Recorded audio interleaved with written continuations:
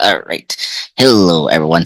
This is Andreas Pop Culture Guide. Today is the latest Andreas Pop Culture retrospective slash review. It is on Star Wars Episode 3, The Adventure of the Sith, written, produced, and directed by George Lucas, starring Hayden Christensen, Natalie Portman, and Ewan McGregor. Now, everyone knows Star Wars Vengeance is set 3 years after the onset of the Clone Wars, as established in the other prequel, Attack of the Clones, which depicts the rise of Darth Sidious and the Galactic Empire as well. Anakin Skywalker, aka the man that is going to become Darth Vader, is going to turning to the dark side of the Force, which will have wide range consequences in the galaxy that will lead to the extermination of the Jedi. Now, Star Wars Episode 3 The Adventure of Steve serves as a bridge to the first Star Wars movie, A New Hope, and pretty much the richer trilogy, where we see the combination of the Anakin Skywalker's fall to the dark side.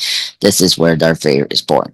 In addition to finally delivering on the promise of the entire prequel trilogy, Revenge of the Sith also has the gargantuan task of telling the story of how the Clone Wars ended, how the evil empire emerged from the Democratic Republic, and how Luke, Leia, and Obi-Wan and the rest find themselves where they are at the start of the original Star Wars trilogy. With all this massive storylines, it's wonder that Lucas managed to squeeze the best out of every plot line without straying from the film's most important element, Anakin's seduction by the Chancellor slash Emperor Palpatine after having a vision of his wife Padme, played by Natalie Portman, dying in childbirth. The Jedi protege Anakin Skywalker consults with the Chancellor, who ability influenced the young Jedi into turning to the dark side of the Force. This movie has some depth in the confrontation between the Jedi and the Sith that has never been brought in any other Star Wars movie that I've seen. I'm not a big Star Wars guy, but this is what's very interesting. You can understand why Anakin joins the Sith and what motivates Palpatine to be evil. This movie shows us, what similarities between the Jedi and Sith are, and the ultimately shows us what the main difference are. It gives us context and it gives us the reason why you may join the dark side. What I mean by this is that usually the Sith are evil because the script wants it to be. I mean, as usual with Hollywood movies, but there's no reason to it to look at the sequels and what does the First Order handle the way it does in those films. They were pretty obvious. They were evil because they are evil. That's what we told. But ultimately, the lack of a realistic motivation what makes those movies childish and boring, to say this. And in this movie, we get to know what the Sith want. As Anakin says himself, I believe that Palpatine does too. They want to bring peace, justice, and security. But what differentiates them from the Jedi is that they want to obtain that by having full control of the people and situations, not letting any opponent exist, and through a establishment of fear amongst people. This is similar to Huffley's enlivened in a way that gives this movie philosophical depth, at least some to degree. I know, of course, that the philosophical and critical ideas weren't very complicated in this movie.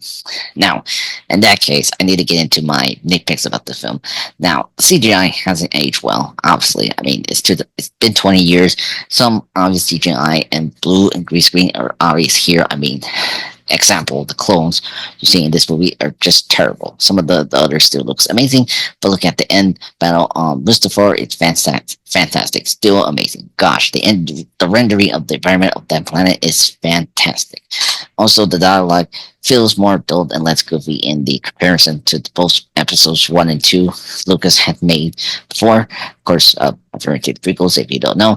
Also, in some acting performance still showed to be bad in a way, but there's been some important improvement compared to the Star Wars Episode 2 Attack of the Clones, I have to say. Now, getting out the complaints and nitpicks, I gotta say, the plot marches relentlessly forward with the committee memento, but it's also the only one side of the Adventure of the Sith. The special effects and action are in class of their own. I mean, Episode 3 is the biggest of all the Star Wars movies in terms of story. The visual effects return to favor. Once again, Lucas and the company, Lucasfilm are industrial like magic, He's a reveal in all kinds of wide, sweeping shots of new worlds such as the Mustafar, or Utapa.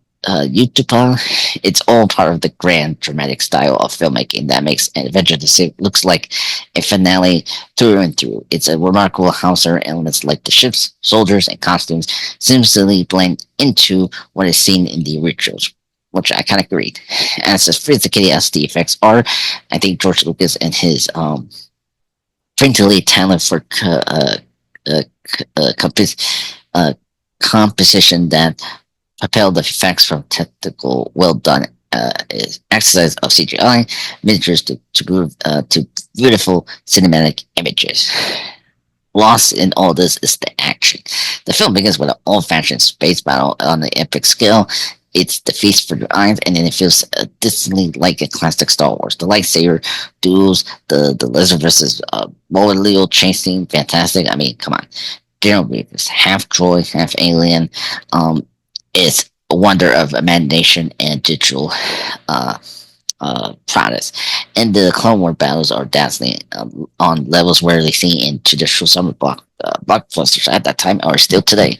The final duel between Obi-Wan and Darth Vader is operatic, straight up Shakespearean in its emotional complexity, along with the Order 66 montage. Whew, fantastic. I mean, well, sad and really powerful. The action of the last half of Revenge of the Sith is as powerful as anything I see in this series has chopped before. Now, other nitpicks I can bring up again, or other ones that I haven't brought up. Well, as with any movie, there are things in episode 3 that could be criticized. I'd say. I mean, I did bring up dialogue. It isn't dramatically better than it was in the previous two movies, but the acting can be wonky at times as well. But none of those amounts to anything in the grand scheme of things. I mean, it's pretty better than the first two episodes of the prequel trilogy. But in the end, Sif does so much right than complaining about the line or two that are corny or delivered in an ugly way. But the finale to the Star Wars saga aims so high, it nails so many key notes, and that is the minor falls are almost completely incontestable or inconsequential in the country of the film. The Revenge of the Sith is one of the boldest works of blockbuster filmmaking ever made. I cannot name another temple franchise movie that comes close to the level of operatic, emotional, or boundless ambition and breathtaking power. Revenge of the Sith is high art and performance as summer blockbuster. George Lucas puts every idea he has about good versus evil, fathers and sons, the rise and fall empires into this masterpiece of popular entertainment on Star Wars. Now, wrapping up, overall, happy 20th anniversary Star Wars Episode 3, Revenge of the Sith. I guess I can start doing my ratings. I think I rate this like a 7 out of 10. It's decently good, better than Episode 1 or 2. Star Wars Episode 3, Revenge of the Sith is a brilliant craft epic, one that cements George Lucas' Star Wars saga as one of the greatest achievements in filmic history. Now, this is how you end the trilogy. This is how you conclude a climax of one of the greatest sci-fi stories to be told. There's things to criticize, as I brought up, but yes, there are things that could be improved, yes, but George Lucas managed to give us a great end result that, at least to me, is one of the best, or maybe the at least best sci-fi movies ever made, and certainly the second best, if not the best Star Wars episode up there. For me, I think it's up there with Rogue One, the original, and Empire Strikes Back. So thank you everyone for joining the 20th anniversary review on Star Wars Episode 3, Revenge of the Sith. There's going to be more retrospective such review down the road, so please check out the content I have here on Dre's Pop Culture Channel Presents. Hit that subscribe button and hit that like button. So have a good week. Bye. Ciao.